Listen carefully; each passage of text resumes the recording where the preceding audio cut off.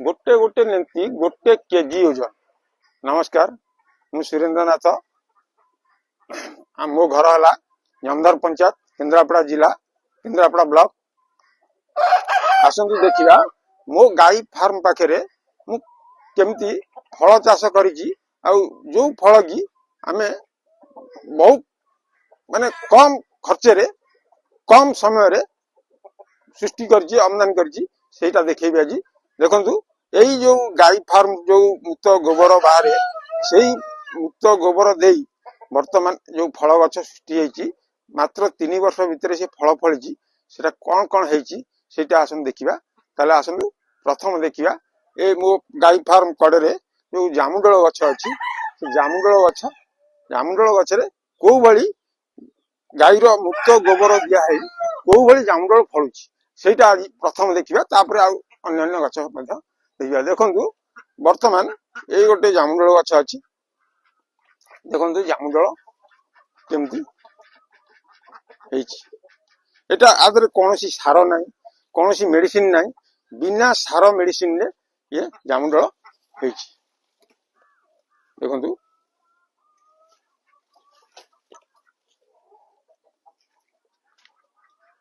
देखु गोटे गोटे नेंती गोटे केजी ओजन, गोटे पेंडा गोटे केजी ओजन।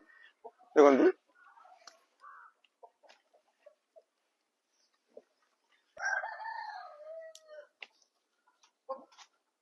आसतु ये तो जामुडल रहा। आसतु एटी गोटे पाक अच्छी कोरंद गछ। देखु सी बर्तमान फल फली फल पाचिबा अवस्था को आसीगला। देखु कौ भली हिसाब से फल वर्तमान अच्छी देखुए कौ भली हिसाब से फल अच्छी। ता पाक अच्छी बानाना आंब। देखु ये बहुत छोट अच्छी। ये गोटे साइज आसो 250 300 400 ग्राम पर्यंत आर साइज आसो। ये जो आंब ये आंबर वर्तमान मो पाखे 4 टा 5टा भेराइटी अच्छी। यही बानाना आंब 4 टा 5टा भेराइटी अच्छी जोटा कि देखेबी आगु को। आसन देखा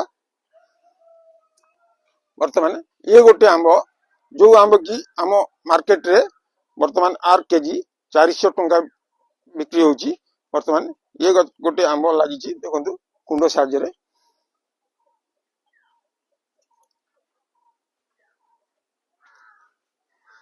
ये गोटे माने जोटा कि बाहर देश आंब आसिक लगाई जोटा कि आमर कहते चाइना रु आसी गछटा ये कलिम कराई आदर आउ चारा सृष्टि कराई।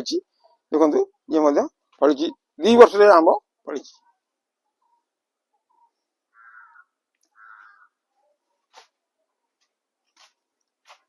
देखु समस्त तो जानी आम मार्केट रे 7 टंका रु 70 टंका 700 टंका पर्यंत आंब मिलूँ किंतु किंतु ये गछ नुआ लगे आर वर्ष कम फल था। ये वर्ष 10 केजी भाया आंब ये गचरे वर्तमान 10 केजी भाया आंब वर्तमान आ बहुत आंब होता झड़ीगला सब। आज तो कौन मेडिसिन प्रयोग कराऊनी जहाँ गोबर खत गोमूत्र ये गचरे फल फड़ा।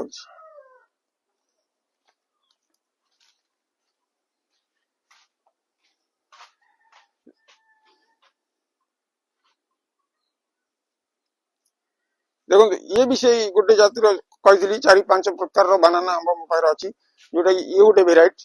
देखु ये वर्ष कम फली आर वर्ष भी आदि कम आंब होता ए वर्ष भी से कम हो बेसी आंब ना कारण ठीक टाइम रे आंब टाइम रे कुड़ी गुड़ा है तो कुड़ी कटिगला फूलटा कटिगला से आदि कम आंब रहा।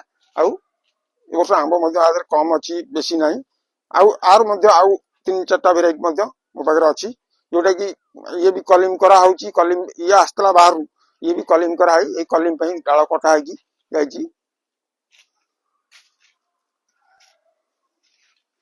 सब डाल कटा कलिम करा।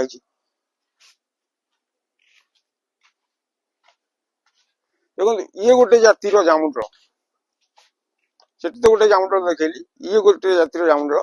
देखो ये कौ परिमाण फली गोटे गच्छरू वर्तमान ये जो गच्छर ଉଚ୍ଚତା ମାତ୍ର 7 ଫୁଟରୁ 8 ଫୁଟ ହବ। କିନ୍ତୁ ବର୍ତ୍ତମାନ ଏ ଗଛରେ ଫଳ 40 କିଲୋରୁ 50 କିଲୋ ଫଳ ଅଛି, ଯୋଉଟା କି ତାର ଡାଳ ବର୍ତ୍ତମାନ ତାକୁ ଭାରସାମ୍ୟ ସମ୍ଭାଳି ପାରୁନି, ଯୋଉଟା କି ଆମେ ରସି ସାହାଯ୍ୟରେ ବନ୍ଧା ହେଇକି ରହିଛି। ଦେଖନ୍ତୁ ଏ ଗୋଟେ ଡାଳ ଭାଙ୍ଗି ପକେଇଛି, ଟିକେ ବେଲାଇନରେ ଦେଖିପାରିନୁ, କିନ୍ତୁ ଡାଳଟାକୁ ଭାଙ୍ଗି ପକେଇଛି। କେତେ ମାତ୍ରାରେ ତାଦେହରେ ଫଳ ଅଛି, ଯାହାଫଳରେ କି ଘୋରେଇକି ତାକୁ ଭାଙ୍ଗି ପକେଇଛି। ଏଠି ଡାଳ ସେଇ ଭାଙ୍ଗିଯିବ ବୋଲି ରସିରେ ବନ୍ଧା ହେଇକି ଥାଇ ରହିଛି।